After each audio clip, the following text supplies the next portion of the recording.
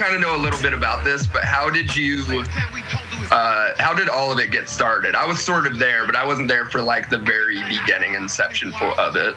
Yeah, I had joined, I don't know, really I was kind of sick of Facebook, like everybody is, and then I don't know, I started getting back into making beats, and I had a guy tutoring me online on how to use Ableton, and I was like, man, I'm paying this guy $10 an hour to show me how to use it, and I was like, this stuff's all free online, like in Facebook, so I just joined like 4 groups, and I tried to get help, and everybody was just like, yo, hit the group search button, or, you know, like a couple of guys wanted to help, but it seemed like nobody really wanted to help, so I was like, fuck it, I'm gonna start my own group, and that's pretty much what happened. I just, you know, I heard a lot of dope music, and I heard a lot of people putting dope stuff out, and nobody was really listening to it. It just seemed like it wasn't really getting plays.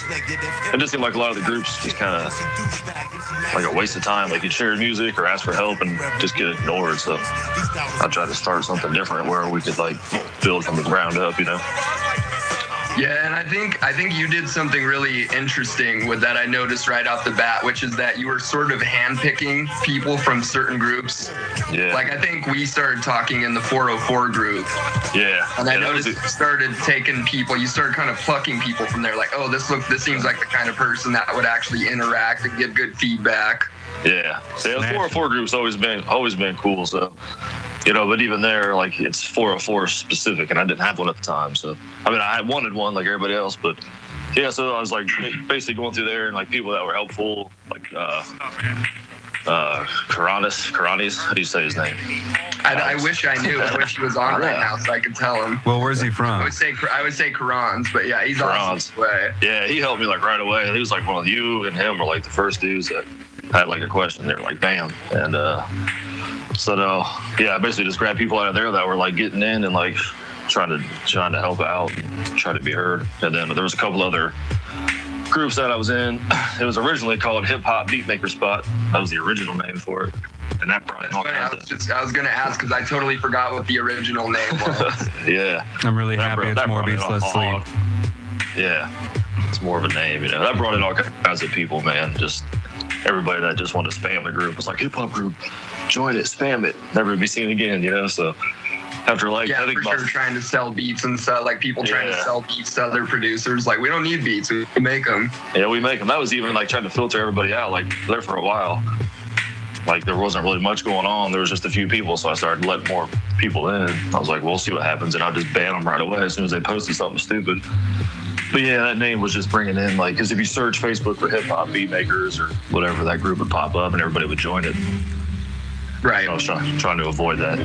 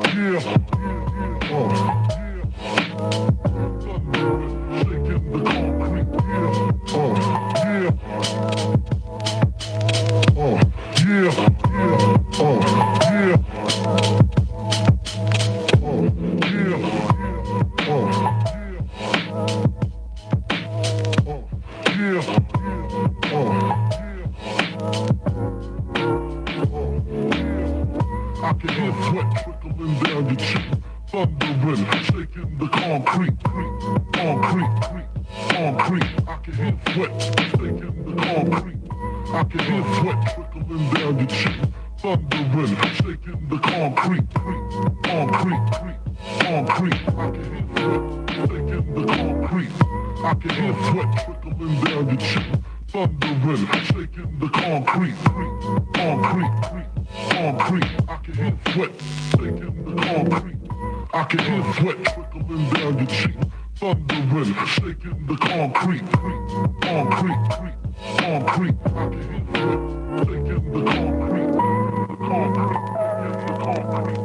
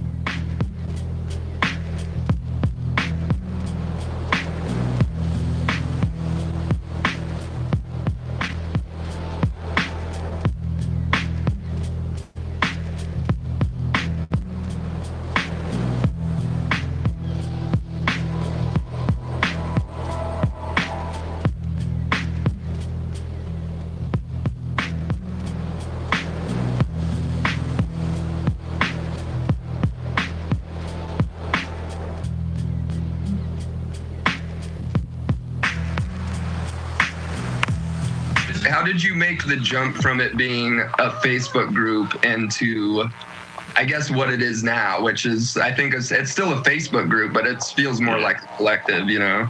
Yeah, that's kind of what we were pushing for. I mean, someone had the idea to put Head Nodders beat tape together. I think like me and John were talking or somebody. And I don't know, I just threw it out there. I didn't think anybody would really get in on it, but then like 60 people send tracks. I think we're 50, however many are on there. And I don't know, it just felt good. Like everybody was working together, like hyped up about it. You know, everybody put in a ton of effort, put in some sweet tracks. And, you know, just from there, like just that feeling and that collective of everybody working together to make a project just kind of grew into a whole lot more, you know?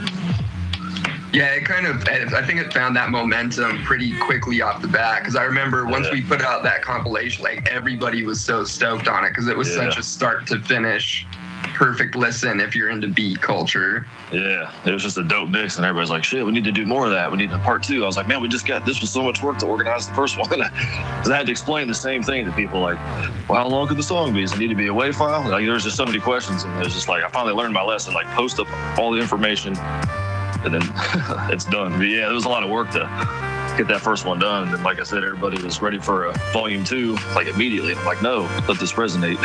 So yeah, just like with that hype, you know. Yeah, I think that's one of the more interesting things about it, though, is I think there's so many beat makers out there that not only crave the community, but like a platform that feels like it's actually going to people that listen to that kind of music. Right. Yeah, it's like everybody that put a song on there, you know, they listen to it. There's like 50 people, so chances are like 50 people got to listen to your song, you know, if you put it on there. So it felt like people were, like it was actually getting plays and getting listens instead of just hoping that maybe somebody would hear it or whatever. You know what I mean? So yeah, I think it spiders out from there, because what I did right away was like, you know, show all my friends that are into beats, like not only like, hey, I'm on here, but also just like start at track 1 and let it ride. Yeah, because most people, like a lot of people won't share anything that they're not personally involved in. So having, you know, 40 or 50 people involved in this, they got a lot of shares like right away. Like tons of people were sharing it and downloading it. I mean, I can't remember the Bandcamp stats, but it had, I want to say like 500 downloads or something. It was pretty good for, you know, just a Facebook group coming out of nowhere. So yeah, it was really good. I remember people from, there was a few cats from the 404 groups that started kind of hitting me up and asking me questions about it. Like there's some lore spreading almost instantly. Yeah, hell yeah. Famous. Wow. Yeah, essentially. Yeah, it was dope. Yeah, so I think that just kind of started making me like just think like, what can we do with this? I mean, if this many people are interested in, you know, working together and putting a project out, like what can we do next? So we put out microwave beat sessions. It was just like, for me, that was just, we all throw away tons of beats. You make a beat, you're like, fuck this beat, you know, or it's kind of good, but it's not that good, but it's good enough type of beat that'll never make your album. So that was I think that was our second one. It was just, the idea was just to toss away beats on there. And some people went a little beyond that, but I thought that was like a good idea just for all those beats that you make that never get heard, you know, they just go in your graveyard. So yeah, that's funny because a lot of people love those kind of beats too. Yeah, a lot of people make those and think that they're dope. And they are, but sometimes it's not enough, you know? Yeah, exactly. Yeah, it's like, yeah, that's a beat tape, but you have to innovate and improve at some point. So that tape was kind of like that, kind of like get us started in another direction, I guess. But yeah, it was just cool to see people work together. And that just kind of, then I was like, started to think like we should do individual releases, you know, like 10-minute, 15-minute little beat tapes from individuals. And that turned out pretty good. And that's, that was pretty interesting. I think the summer and winter series that we've done and still have going have been some of the more interesting things that have come out of the collective. Yeah, definitely. Did you come up with the idea of those on your own, or like how was the process on coming up with those? Yeah, on the what was the first one? What did we do? It was forget the name of it now. Blanking out. I don't know how to say the word. Yeah, that guy knows how to say it. Chameleon. What is it? Komodobi. Yeah. All right. Yeah. So I've seen the word like floating around like lo-fi groups, and it's not. I just say like a super white guy, Komodobi. Yeah, that's what I said.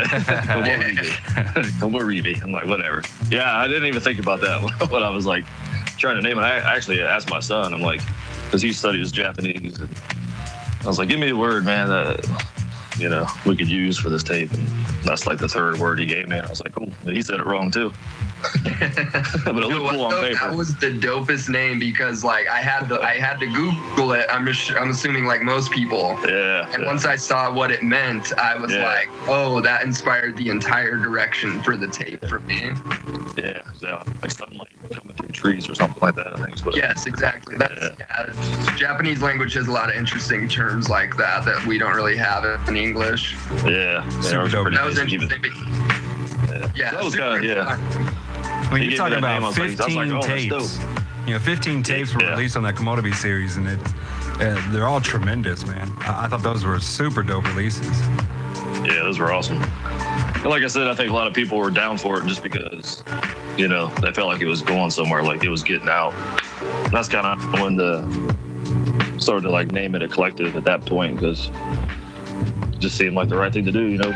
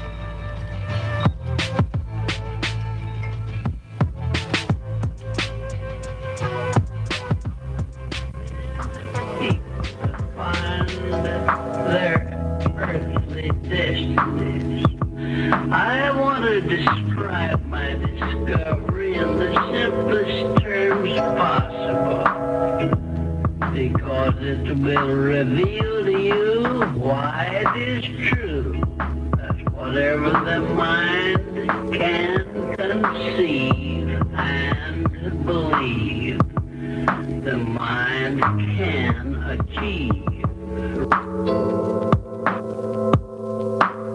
The mind can achieve.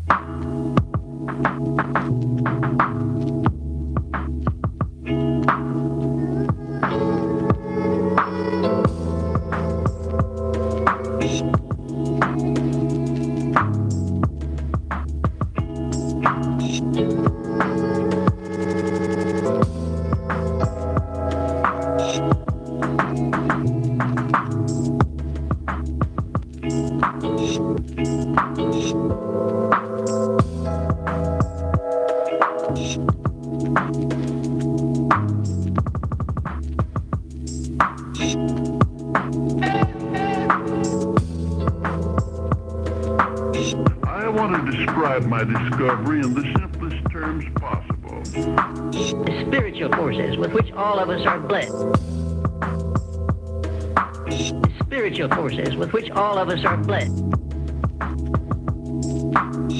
Whatever the mind can conceive and believe, the believe, the believe.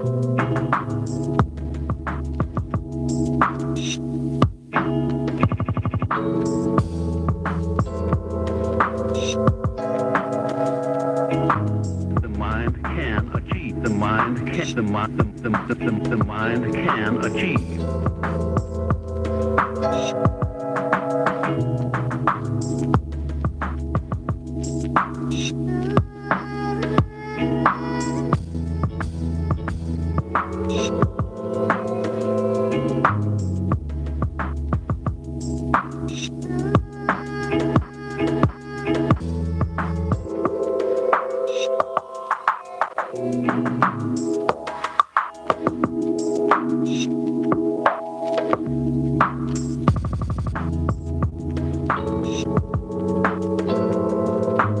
My search led me to the study of the spiritual forces with which and it was in this field I came upon a clue which has enabled to help millions of people to find earthly destinies.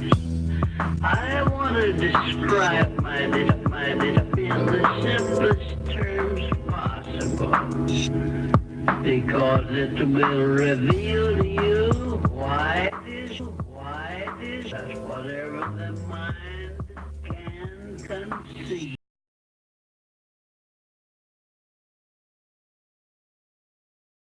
Achieve.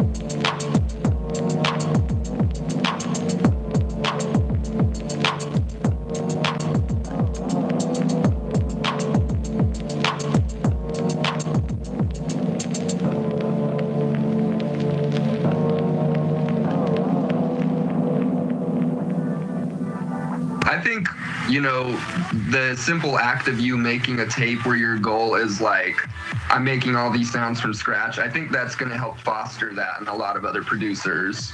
Yeah. Because that's kind of what we do here is someone makes something dope, the rest of us all feed off it. I mean, yeah. I think we all had that moment the first time we heard like a Black Moth tape where we were like, oh, what's he doing? Yeah. Who's this guy? Get on that. Yeah. Yeah, he's dropping the first tape on Electron, and I'm so excited about that. It's gonna be dope. So Electron, how can we find Electron? Right now, just Instagram, and there's a Facebook page, but you know how Facebook pages are. Nobody really pays attention to them. Right. So Instagram, the Bandcamp is up. I think there's a single on there right now. But February, Black Moth tape drops, and I'm going to try to get mine out like mid-April. That's what I want to know. I want to know when Reasone's finally going to drop a tape. Yeah, I mean, that's the thing. Like I just, my lo-fi beats, I just kind of felt like all the stuff I was making really wasn't going to stand out, so I didn't want to drop it. I could have dropped 100 tapes by now. Man. Like the videos that you would drop on there. You had to take me away. That's such a good beat, man. Oh, I love that beat. I was like super happy with that one. Yeah. Like I know, like I definitely feel like some of the I have tons of beats that are dope, but I just felt like this isn't really how I want to define my style or my sound right now, so I just never put it out. Yeah. That makes sense. I don't know. Like I want. No, yeah, I think a level of that is healthy. I think that's the push and pull we should all have as artists, because we all know those other guys that put out absolutely every beat that they make, and then we're not sitting there like, ooh, maybe not, bro. Pull back. Yeah, pull that back. Yeah, so I guess like I would share my stuff within the group. You know, videos mostly, because a video doesn't take a lot of commitment from anybody. They can press play, listen to it once, jam it twice. You know, then I put a couple up on SoundCloud. But as far as actually releasing like a lo-fi tape, I just really felt like that wasn't something I wanted to do it, but I also kind of wanted to hold back and see kind of what the year brought. You know, I wanted the whole year to like develop it and see where it ended, and now it's gone a different direction. So.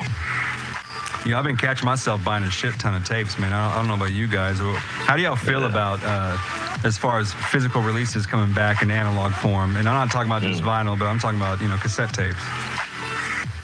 Yep. I honestly prefer cassette. I always have. Like, I love the way vinyl sounds. I love the crackle. I love that sound when you drop the needle. But I didn't grow up in the vinyl era. I grew up in the cassette era. Yeah. So like something about just that tape warmth, like that little bit of tape hiss in the background, that really gets me. So I'm pretty hype on it. Yeah, plus it's so much more portable too.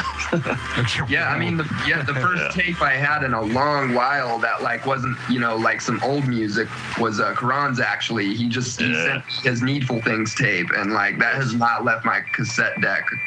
Yeah. It's just always there at the ready for when I need it in my car. I was just bumping that tape last night, man.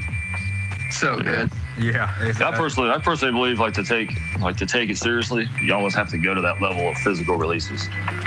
If you're really taking it seriously, like this is something you want to do, you want the tape that you drop to actually be like respected and taken well. Like if you put the time and money into releasing a physical copy, that just means it just shows like you're so much more dedicated to it. Like anybody can upload something to SoundCloud or Bandcamp, and it doesn't take a whole lot of dedication, So no doubt. When you see somebody releasing, putting the money into getting vinyl pressed, or spending the time and money to print out J cards and tapes and just go through that whole process, like those. When I scroll through Bandcamp and I see somebody has a physical release, like I usually play that first. Like I'll listen to it at least, to see if I like it. Yeah, it just shows like a little more credibility. Even in our small world, that is beat making and everything, there's so many releases that just get dropped fucking daily, right? Yeah. So and then you do have to kind of stand out, and I can definitely see that too. So whenever I'm scrolling through Bandcamp and I'm looking at the recent drops and everything that of peeps that I subscribe to, I'm definitely playing that tape, that physical tape release first, and like today. It was like I thought I didn't make the cut of buying that new Nakubi release. Oh yeah. I really wanted that physical tape, and I don't know if it's sold out yet or not, but I was kind of freaking out because it was something was freezing up. But anyway, yeah, I mean I'm definitely in that. I've loved always, these cassettes and stuff, and it's funny going back to shit that I had as a kid too. Listening to like these tape mixes and stuff that I used to make. But it's I don't know, it's not just nostalgic as well, but you're right. As far as a format, to me it's a lot more handy, it's a lot more reliable than a CD is. You can't lug around 20 fucking records without. Yeah, and it also I think forces a certain listening perspective, which is like if you on a CD, people skip around constantly. That's not my favorite one. That's not my jam. I think a tape kind of forces you into a place of like, no, just hit play, let it ride. You don't like it, I'm listen to it again, let it grow on you. Sit down and experience that shit. Yeah, it's like a physical copy of it. I mean, like you can go on iTunes or Apple Music or Spotify, whatever it is, and you can download 400 albums right now. And like most of the stuff I listen to, is whatever I most recently downloaded. Like, I don't really scroll through everything every day to find something. So like the digital stuff just gets lost so fast, like you're saying. I mean, you can like, this is dope. Like, I'm gonna download that, but to actually spend $10 to buy a tape, like, you have to really like that. It has to sound really good for you to come out of your wallet, buy something and support somebody. So I just feel like you just get a better effort out of both sides, the listener and the creator. So. Yep, absolutely. Because I'm really picky about where I spend my money right now. I got 2 kids, a house. So if I'm buying your tape, that shit's got to be dope. Like, I'm probably not going to buy a digital. I'm not going to pay $12 for a digital download. I'm just not going to do it. Yeah.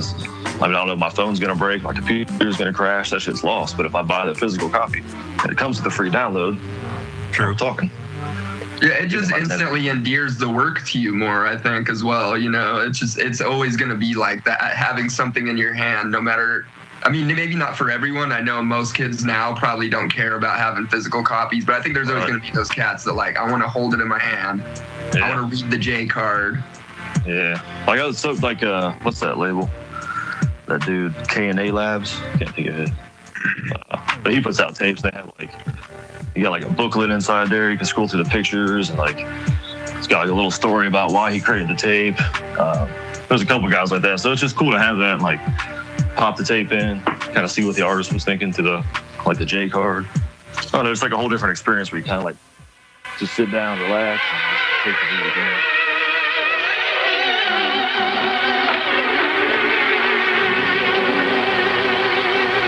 Can I go now?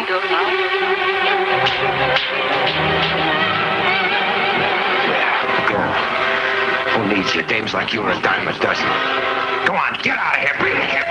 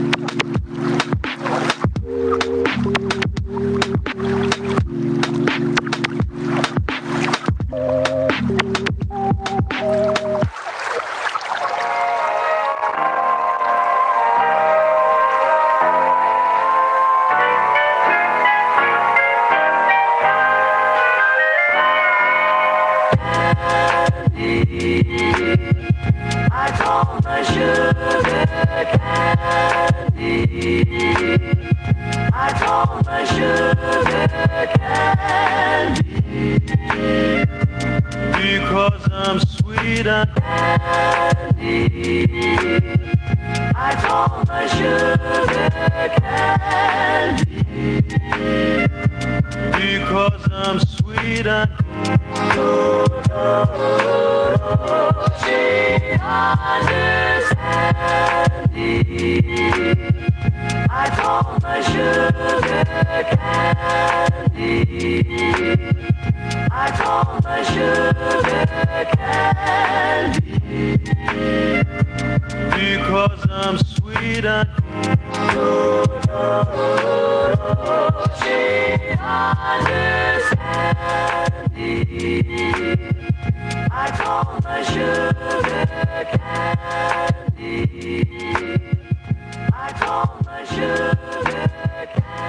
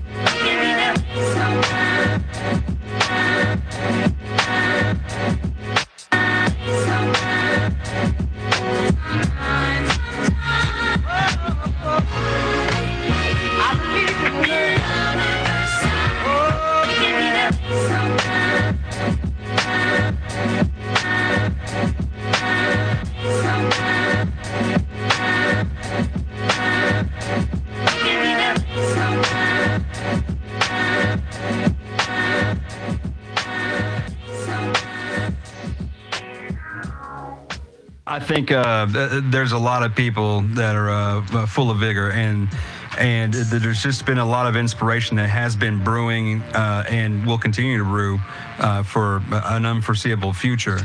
And so as long as the people are staying involved, and as long as we are able to produce and help provide, that avenue for people to release their music in, I can see it going pretty large. And I'm not talking about, trillions of viewers or listeners or whatever, but I think that as a collective, I think you can really build just a really good base of folks and people coming in from the outside to listen to this music. I mean, as far as the future of it, I'm not going to sit there and tell you exactly, but we do have plans. We got big plans for more beats, less sleep, and hell, we've got some soap.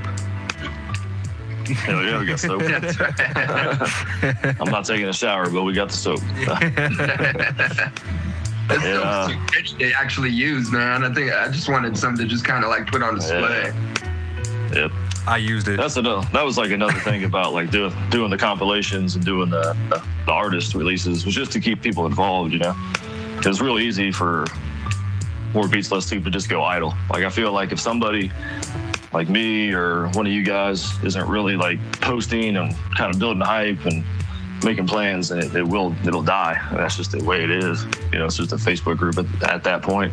Yeah. So I think it's doing the, you know, having something to look forward to, and making sure everybody's making music. That's the real thing. I mean, this gives people like a goal to work toward, keeps them involved in the collective, keeps them involved in Facebook, you know. So it all just plays off each other. Man. I mean, that's how it was when I was making the summer tape. Is like, I wasn't planning on making a beat tape until you kind of announced that. And I don't remember if you asked me directly or if it was kind of like you put out the general feelers on it. But I decided, like, okay, I'm going to make a tape. And I had to force myself into that perspective of, like, I had to listen to everyone else's that came before me. I think I was the last one on, or one of the last ones. Yeah, I think. Yeah, yours was actually the last release of Komodo Beat. Get inspired. It was a good driving thing. I think that's one of the most important things about the collective. Yeah. It drives other producers forward.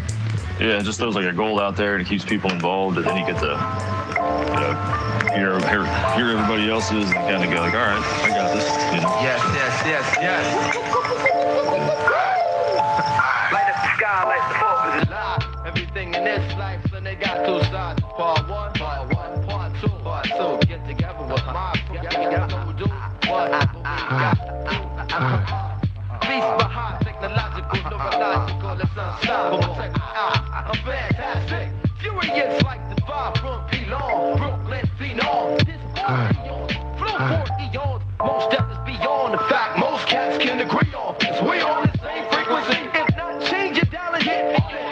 Elizabethan neuronics, keep deep like phonics. We speech into deep street sonnets. Cool it.